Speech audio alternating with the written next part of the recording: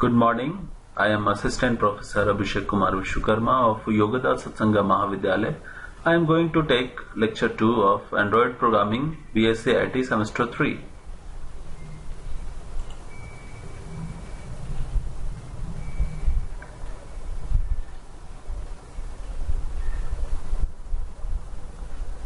In our lecture 2, I am going to discuss Android development tools and Android architecture.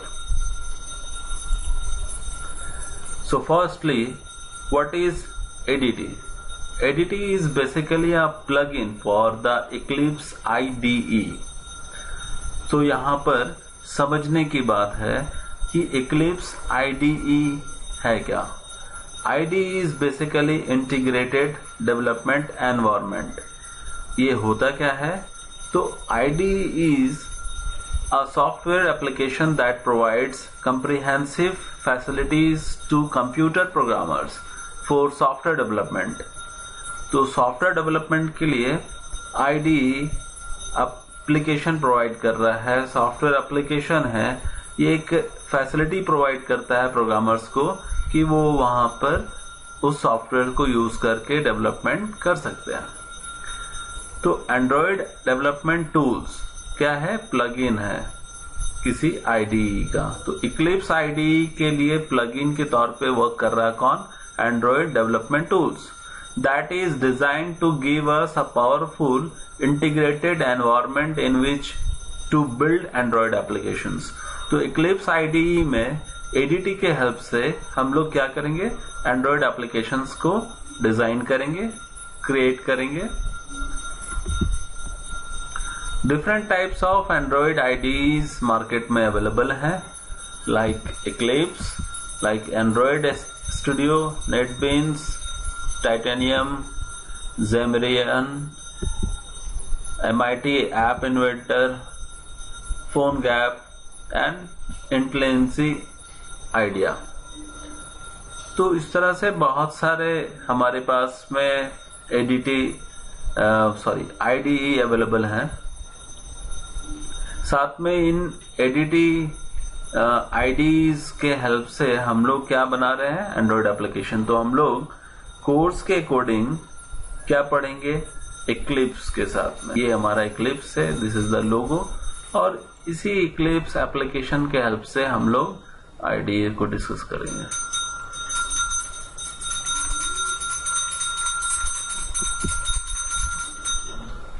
So next point is ADT extends the capability of Eclipse to. ADT कैसे extends कर रहा है? किसी Eclipse IDE का capability को extend करने में ADT का रोल क्या है? तो quickly setup new Android projects. तो हम लोग ADT के हेल्प से एंड्रॉयड प्रोजेक्ट्स क्रिएट कर सकते हैं. Create an application UI. तो यूजर इंटरफेस आप प्रोवाइड कर रहे हैं with the help of Eclipse ADT. ADT क्या है? प्लगइन है उस पर. Add components based on the Android framework API. Different types of components हम लोग ऐड कर सकते हैं. Debug your application using the Android SDK tools. अब नया एक टर्म आ गया, SDK टूल्स. तो एंड्रॉयड SDK टूल्स आपको हेल्प करता है, सॉफ्टवेयर डेवलपमेंट किट है, आपको हेल्प करेगा एप्लीकेशन डिजाइन करने में. साथ में ADT के होने से Eclipse आपको एंड्रॉयड डेवलपमेंट का इंटरफेस प्रोवाइड कर रहा है. And even export APKs in order to distribute your applications. तो APKs को भी आप डिस्ट्रीब्यूट कर सकते हैं. जो भी आपका प्रोग्राम बिल्ड होगा, जो प्रोजेक्ट आप बनाएंगे, एंड्रॉयड एप्लीकेशंस जो होंगे, एंड्रॉयड एप्लीकेशन किट्स के अंदर में जो भी टास्क परफॉर्म कर रहे हैं, वो सबको आप एक्सपोर्ट भी कर सकते हैं. अब बता रहा है कि developing in Eclipse with ADT is highly recommended and is the fastest way to get start. तो ADT के हेल्प से हम लोग क्या कर सकते हैं? बहुत जल्दी, बहुत क्विकली एंड्रॉयड प्रोजेक्ट को डेवलप कर सकते हैं, और ये हाईली रिकमेंडेड है. It provides the guided project setup as well as tools integrations, custom XML editor and debug output pane. So ADT plugin provide very much things. बहुत सारी चीजों को ये दे रहा है हमें, जिसके हेल्प से हम लोग एंड्रॉयड प्रोग्रामिंग कर सकते हैं इन Eclipse IDE. ADT gives you an incredible boost in developing Android applications. तो अभी जैसे हम लोगों ने डिस्कस कर रखा है, Eclipse IDE में ADT as a plugin add हो रहा है और इसके हेल्प से हम लोग प्रोग्रामिंग कर पा रहे हैं. तो एंड्रॉयड डेवलपमेंट टूल्स के अंदर में डिफरेंट टाइप्स ऑफ एप्लीकेशंस आपको फैसिलिटीज प्रोवाइड कर रहा है, जहां पे हम लोग एंड्रॉयड प्रोग्रामिंग को डेवलप कर रहे हैं, और ये Eclipse IDE के हेल्प से पॉसिबल हो पा रहा है. अब हम लोग का नेक्स्ट जो टॉपिक है दैट इज एंड्रॉयड आर्किटेक्चर. तो एंड्रॉयड आर्किटेक्चर है क्या, और ये आर्किटेक्चर में क्या क्या चीजें आती हैं, किस तरह से इसको डेवलप किया गया है, और ये हम लोगों को आने वाले समय में किस टाइप से डेवलपमेंट में हेल्प कर सकता है, इसको जानते हैं. तो Android programming system is build on top of a modified Linux colonel.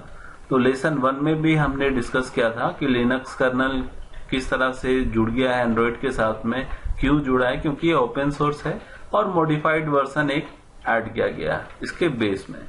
The software stack contains Java applications running on top of a virtual machine. अब इसमें वर्चुअल मशीन्स की भी बात हो रही है. JVM बोलता है the software stack contains Java applications running on top of a virtual machine. So Java applications आपको पता है JVM के हेल्प से रन कर रहा होता है. तो यहां पर भी JVM का रोल है. Components of the system are written in Java, C, C++ and XML. तो ये Android OS के अंदर में बहुत सारे जो कंपोनेंट्स हैं उनको लिखा गया है. कौन कौन से लैंग्वेज में लिखा गया है? Java, C, C++ और XML के हेल्प से इसको क्रिएट किया गया है. Android programming system is a stack of software components which is roughly divided into 5 sections. अब different 5 sections हैं क्या क्या. तो आप देख रहे हैं this is the Android. First is Linux kernel. Second is native libraries, that is middleware. Third is Android runtime. Runtime environment provide कर रहा है. Fourth is application framework. ये framework provide कर रहा है जिसमें आप applications को develop करते हैं. And fifth one is application, जो आपका फाइनल एप्लीकेशंस क्रिएट होता है. तो 5 सेक्शंस हैं. 5 सेक्शंस को एंड्रॉयड आर्किटेक्चर को डिवाइड किया गया है 5 सेक्शंस में. और इसमें पहली बात आया लिनक्स कर्नल की, दूसरी बात आया native libraries, third is Android run time, fourth is application framework, fifth is applications. तो ये आपके पास में लिस्ट है. तो हम लोग बॉटम टू टॉप जा रहे हैं. Linux kernel, native libraries, Android run time, application framework and applications. अब ये आर्किटेक्चर है, इसको मैंने यहाँ पे ड्रॉ किया है.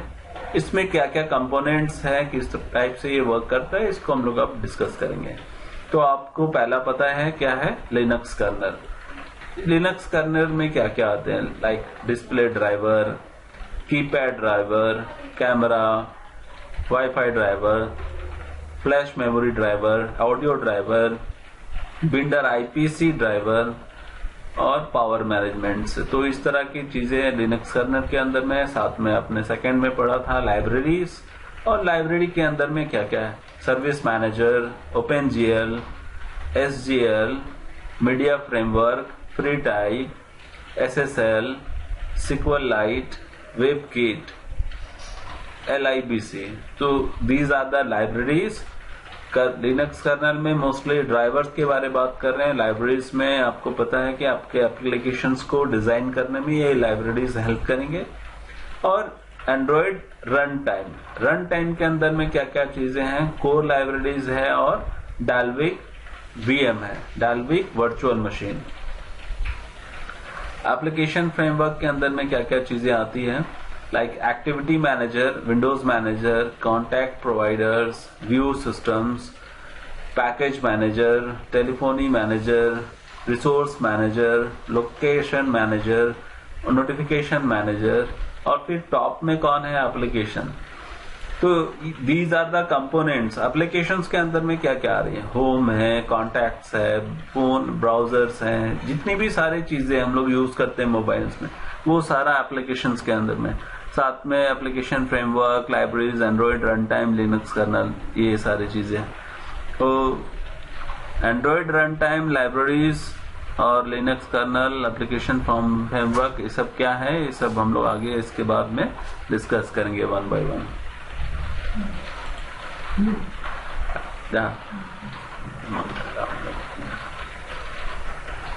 एंड्रॉइड आर्किटेक्चर क्या है? तो first is Linux kernel. Linux is the heart of Android architecture. Linux kernel is the bottom most and important layer of the Android architecture, and it is the core part of the Android architecture. So Linux is the heart. इसी के basis पे Linux architecture जो है, Android architecture जो है, ये work perform कर रहा है। It provides a level of abstraction between the hardware devices and the upper layers of the Android software stack. So ये एब्स्ट्रैक्शन, अब एब्स्ट्रैक्शन आपको पता है, ओप्स में आपने ये कॉन्सेप्ट को पढ़ा है, एब्स्ट्रैक्शन क्या होता है।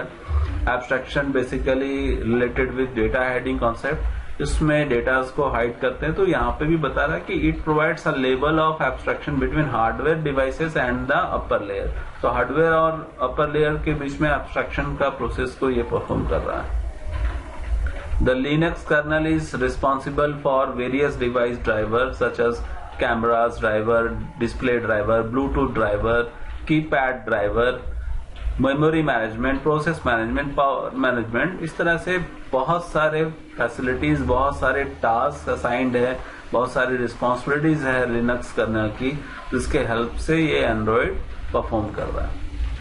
It provides features such as, क्या क्या फीचर्स आ रहे हैं लिनक्स कर्नल के साथ में, सिक्योरिटी है, प्रोसेस मैनेजमेंट है, मेमोरी मैनेजमेंट है, डिवाइस मैनेजमेंट है, मल्टीटास्किंग है। तो हम लोग मोबाइल में बहुत सारे टास्क को परफॉर्म कर रहे हैं, that is multitasking, device management. Device को डिफरेंट टाइप से हम लोग यूज कर रहे होते हैं, कभी एज अ वाईफाई कनेक्शन के लिए हॉटस्पॉट क्रिएट कर रहे होते हैं, कभी यूएसबी से कनेक्ट करते हैं, कभी ब्लूटूथ से शेयरिंग कर रहे हैं फाइल्स को। मेमोरी मैनेजमेंट, इसमें बहुत सारे डिफरेंट, जब आप एसडी कार्ड लगा रहे हैं, इंटरनल मेमोरी है, हर एक एप्लीकेशंस के अपने अपने मेमोरी होते हैं, कैश होते हैं, स्टोरेज प्रोवाइड्स कर रहे हैं। तो बहुत सारा मैनेजमेंट का रिक्वायरमेंट्स है जहां पे फाइल्स को मैनेज करना होता है। प्रोसेस मैनेजमेंट, जहां डिफरेंट एप्लीकेशंस को आप मोबाइल पे रन कर रहे हैं और उनका प्रोसेसिंग को मैनेज करना। Security, main feature, top most feature, जहां पे सिक्योरिटी का बात आता है कि कोई भी एप्लीकेशन को आप रन कर रहे हैं तो वो सिक्योरिटी आपको प्रोवाइड करे, आपके डेटा को सिक्योर रखे। तो इन सारी चीजें अवेलेबल हैं, इन सारी फैसिलिटीज के साथ में लिनक्स कर्नल आता है, जिसपे हम लोग एंड्रॉइड प्रोग्रामिंग परफॉर्म कर रहे होते हैं। अब सेकेंड जो बात है, सेकेंड लेयर हम लोग का लाइब्रेरी का था। फर्स्ट था Linux kernel, second is library. On top of Linux kernel, there is a set of libraries including open source web browser engine, WebKit, well-known libraries, libc, SQLite database, which is useful repository for storage and sharing of application data. Libraries to play and record audio and video, SSL libraries responsible for internet security, etc. तो library में बहुत सारे चीज, बहुत सारे programmes, inbuilt programmes पहले से बने हुए हैं जो अलग अलग टास्क को परफॉर्म कर रहे हैं। LIBC is basically a C native libraries, SQLite database connections के लिए यूज कर रहे हैं, वेबकिट ब्राउजर्स इंजन प्रोवाइड कर रहा है। तो इस तरह से अलग अलग लाइब्रेरीज हैं, उनका यूज एप्लीकेशन डेवलपमेंट में एज अ प्रोग्रामर हम लोग यूज करेंगे। अब SQLite का क्या रिस्पॉन्सिबिलिटीज हैं बता रहे हैं यहाँ पे कि library use for data storage and light in terms of mobile memory footprints and task execution. So ये डेटाबेस कनेक्शंस के लिए यूज कर रहे हैं, डेटा स्टोरेज प्रोवाइड कर रहा है, लाइट वेट होता है, साथ में टास्क एग्जीक्यूशन परफॉर्म कर रहा है, डिफरेंट टास्क जो आप डेटाबेस के साथ में कर रहे हैं, क्वेरीज परफॉर्म करवा रहे हैं। Next is WebKit. वेबकिट में क्या कर रहे हैं? WebKit provides library, mainly provides web browsing engine and a lot more related features। तो web engine, web browsing engine, ये जितने भी फीचर्स हैं वेब ब्राउजिंग से रिलेटेड, ये इस पे वर्क परफॉर्म कर रहा है। कौन? वेबकिट। तो SQLite डेटाबेस के लिए यूज कर रहे हैं, वेबकिट वेब ब्राउजिंग के लिए यूज कर रहे हैं। सरफेस मैनेजर ये क्या टास्क परफॉर्म कर रहे हैं? तो ये भी एक लाइब्रेरी है, रिस्पॉन्सिबल है किस चीज के लिए? तो for rendering Windows and drawing surfaces of various apps on the screen. तो स्क्रीन पे जो आपका एप्स रन कर रहा है, विंडोज के साथ में रेंडर कर रहे हैं, ड्रॉ कर रहे हैं सरफेसेस को, उसके लिए सरफेस मैनेजर। किस तरह से कौन एप्लीकेशन को आप रन करना चाह रहे हैं, डिफरेंट एप्लीकेशंस आपके मोबाइल स्क्रीन पे, तो किसको आपने टाइप किया है, किसको रन करना है, तो ये सारा वर्क जो है वो सरफेस मैनेजर का responsibilities. Media framework, media framework का वर्क क्या क्या है? तो this library provides media codecs for audio and video. तो डिफरेंट कोड फॉर्म्स होते हैं ऑडियो एंड वीडियो फाइल्स के, तो वो सारा मैनेज करना मीडिया लैब फ्रेमवर्क के अंदर आता है।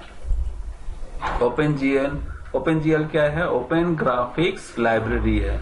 And SGL scalable graphics library, 3D 2D जो रेंडरिंग हम लोग कर रहे हैं प्रोग्राम्स के साथ में, ग्राफिक्स के साथ में जो आप टास्क परफॉर्म करते हैं 3D के साथ 2D के साथ, वो सारा इस लाइब्रेरी के अंदर आता है। फ्री टाइप्स के अंदर क्या क्या है? तो library used for rendering fonts. तो फॉन्ट्स है, डिफरेंट फॉन्ट्स हम लोग यूज करते हैं एप्लीकेशंस में, तो फॉन्ट्स के लिए रिस्पॉन्सिबिलिटीज फ्री टाइप में। तो these are the different libraries available in Android architecture which we are going to use it for developing our programs।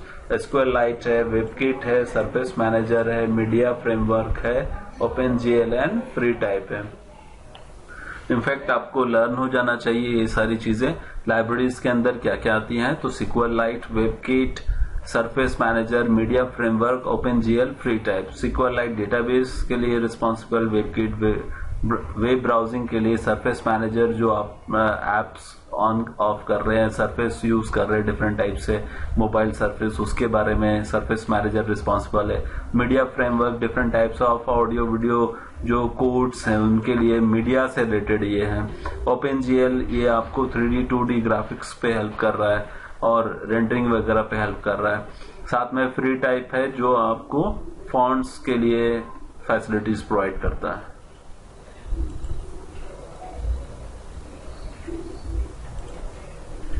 Next third point is Android run time. ये क्या काम कर रहा है? बता रहे हैं कि in Android run time there are core libraries and DVM means Dalvik virtual machine. अभी तक जावा में हम लोग जेवीएम पढ़ते आए, जावा वर्चुअल मशीन, यहाँ पे डीवीएम है, Dalvik virtual machine, which is responsible to run Android application. Same as in Java, JVM is responsible to run Java application. In Android DVM is responsible for Android application. DVM is like JVM but it is optimized for mobile devices. DVM consumes less memory and provides fast performance. बहुत कम memory के साथ में ज्यादा से ज्यादा काम कर रहा है।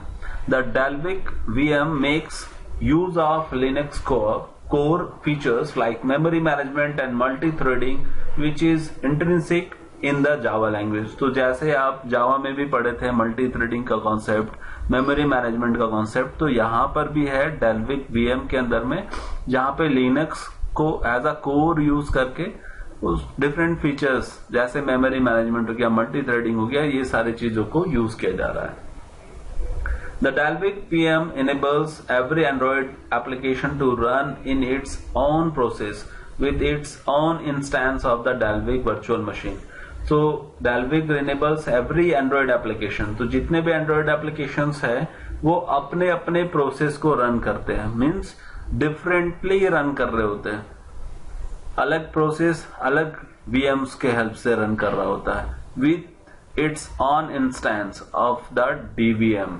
तो अलग अलग एप्लीकेशंस के लिए अलग अलग इंस्टेंसेस क्रिएट किए जाते हैं डीवीएम के द्वारा, और वो रन कर रहे हैं, वो फ्रीली रन कर पाए, अपने प्रोसेसेस को इजिली रन कर पाए, उसके लिए ये फैसिलिटीज प्रोवाइड किया गया है।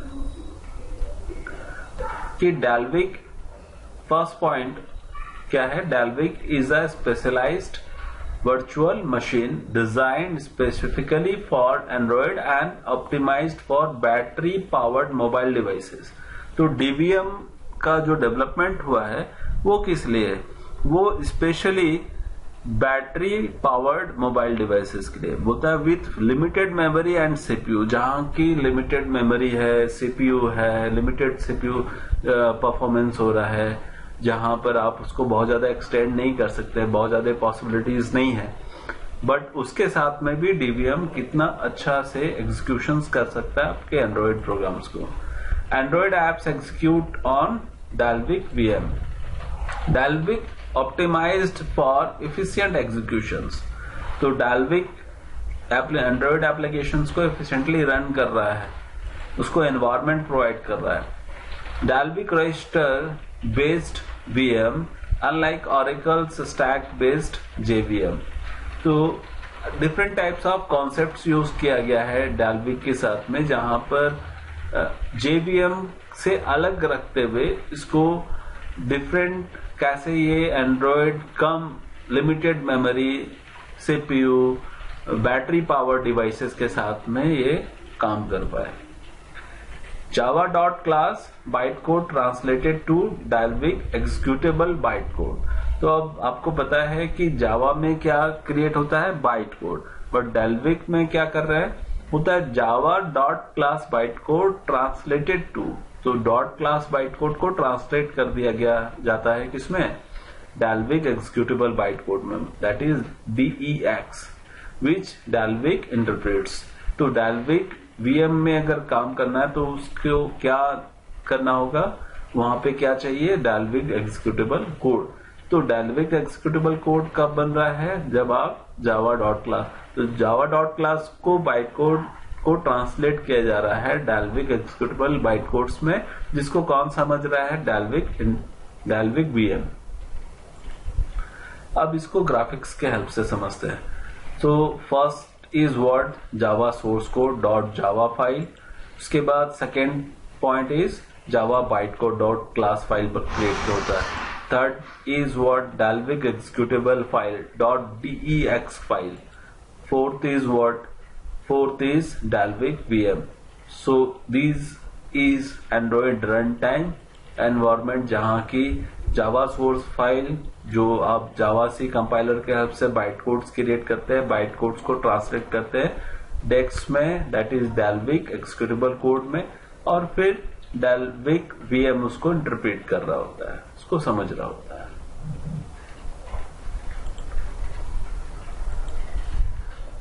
तो थर्ड पॉइंट्स के बाद, that is Linux kernel first हम लोगों ने डिस्कस किया, उसके बाद लाइब्रेरीज डिस्कस किया, उसके बाद Android environment, Android run time के बारे में बात किए। अब नेक्स्ट पॉइंट है Android framework. On the top of the native libraries and Android runtime, there is Android framework. Android framework includes what? Android APIs such as user interface, telephony resources, locations, contact providers, means data के बारे में बात कर रहे हैं, and package managers, different packages होंगे जिसके साथ में आप काम करेंगे, प्रोग्राम्स को डेवलप करेंगे। तो एंड्रॉइड फ्रेमवर्क क्या क्या प्रोवाइड कर रहा है, it includes what, Android APIs जैसे कि यूजर इंटरफेस है, टेलीफोनी है, रिसोर्सेज है, लोकेशंस है, कंटेंट प्रोवाइडर्स है, पैकेज मैनेजर्स है। It provides a lot of classes and interfaces for Android application development. इसके साथ में ये बहुत सारे क्लासेस और इंटरफेसेस प्रोवाइड कर रहे हैं एंड्रॉइड एप्लीकेशन डेवलपमेंट के लिए। क्लास और इंटरफेस क्या है हम लोगों ने जावा में डिस्कस किया है। इस पे अगर आपको डाउट्स होगा you can comment in our YouTube channel, और उस पर हम लोग बात कर सकते हैं कि इंटरफेसेस क्या है। इंटरफेसेस बेसिकली मल्टीपल इनहेरिटेंस को अचीव करने के लिए जावा में यूज किया गया था, मे बी आपको याद हो। नेक्स्ट पॉइंट एंड्रॉइड फ्रेमवर्क के अंदर में जो आता है वो है एक्टिविटी मैनेजर। कंपोनेंट्स है। अब एक्टिविटी मैनेजर का क्या वर्क है? तो manages the life cycle of an application and maintain the back stack as well so that the application running on different processes has smooth navigation.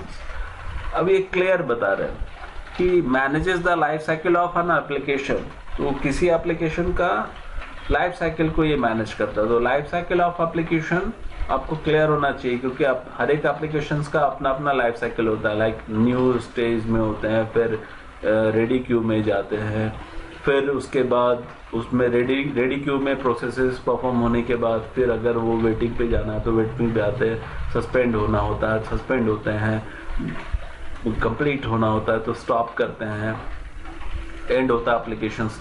तो आपको पता है life cycle of an application क्या है।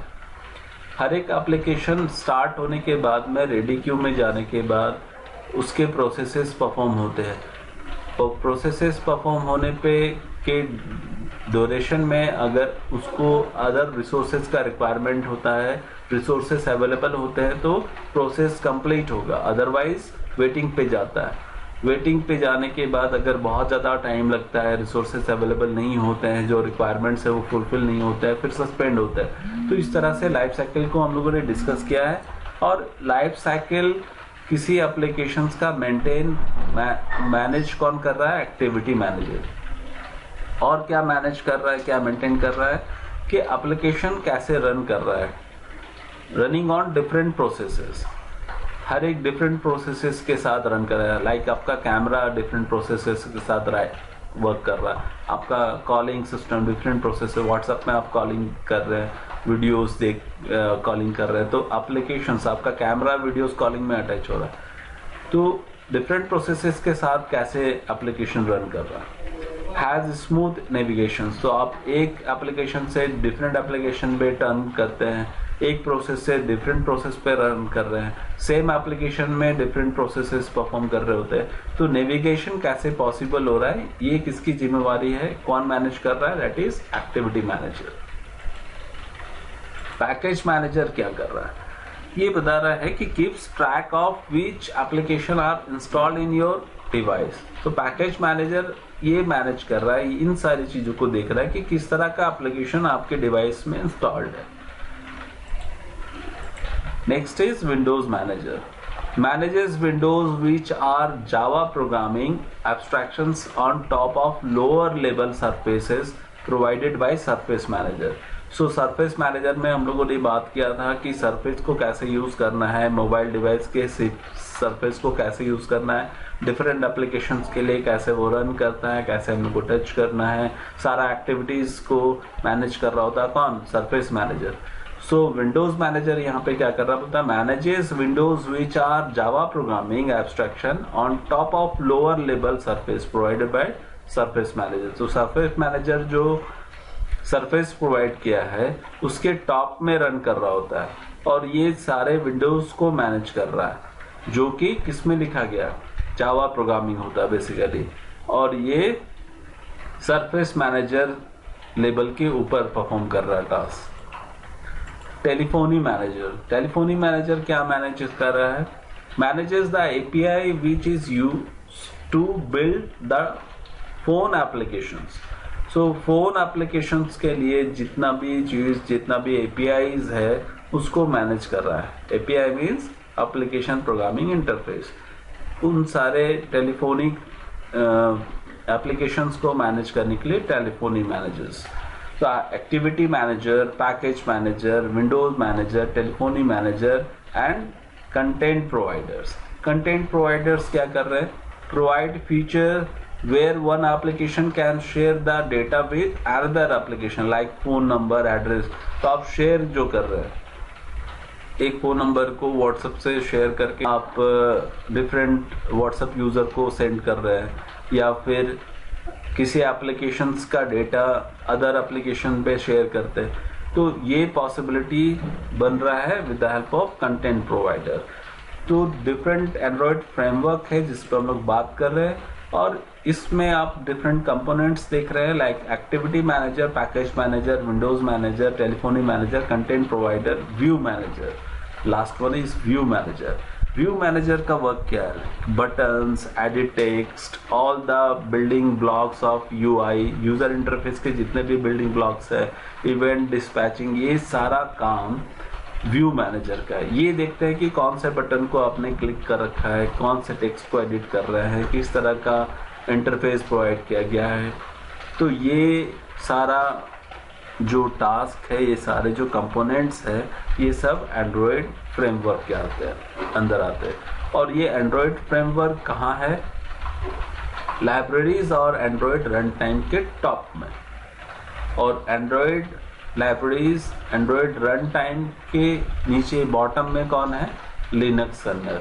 तो Linux kernel, फिर Android libraries, Android run time, then Android framework. अब next पे बात करते हैं, that is fifth point and the top most, that is application. Applications are situated on the top of the application framework. Applications कहाँ पे हैं? ये top of the application framework. The application such age home, contact, alarm, calendar, camera, browser, ये सारा चीज applications के अंदर आ रहे हैं। Use the Android framework which uses Android runtime and libraries। तो ये सारा Android framework और Android runtime libraries को यूज कर रहे हैं, बट ये सब का कैटेगरी एप्लीकेशंस के अंदर में। तो home, contact as a application, alarm is what? Alarm is an application, calendar is an application। Android runtime and native libraries are using Linux kernel। तो एंड्रॉयड रन टाइम और native libraries किसको use कर रहा है? Linux kernel को। और applications के अंदर में क्या आ रहा है? Home, contact, alarm, calendar, cameras, browser, इस तरह से बहुत सारी चीजें हैं जो किसको यूज कर रहा है? एंड्रॉयड फ्रेमवर्क और एंड्रॉयड रन टाइम को। एंड्रॉयड फ्रेमवर्क और एंड्रॉयड रन टाइम यूज कर रहे हैं लिनक्स कर्नल को। Any applications that you write are located at this layer. जो भी एप्लीकेशंस हम लोग बनाएंगे वो इस लेयर के अंदर होगा, बट ये लेयर के अंदर जो भी एप्लीकेशंस है वो यूज करेंगे एंड्रॉयड फ्रेमवर्क, लाइब्रेरीज और एंड्रॉयड रन टाइम्स को। और ये सब किसको यूज कर रहे हैं? ये सब लिनक्स कर्नल को यूज कर रहे हैं। So thank you for this session. हम लोग इस सेशन पे डिफरेंट एंड्रॉयड आर्किटेक्चर और एडीटी पे बात किए हैं।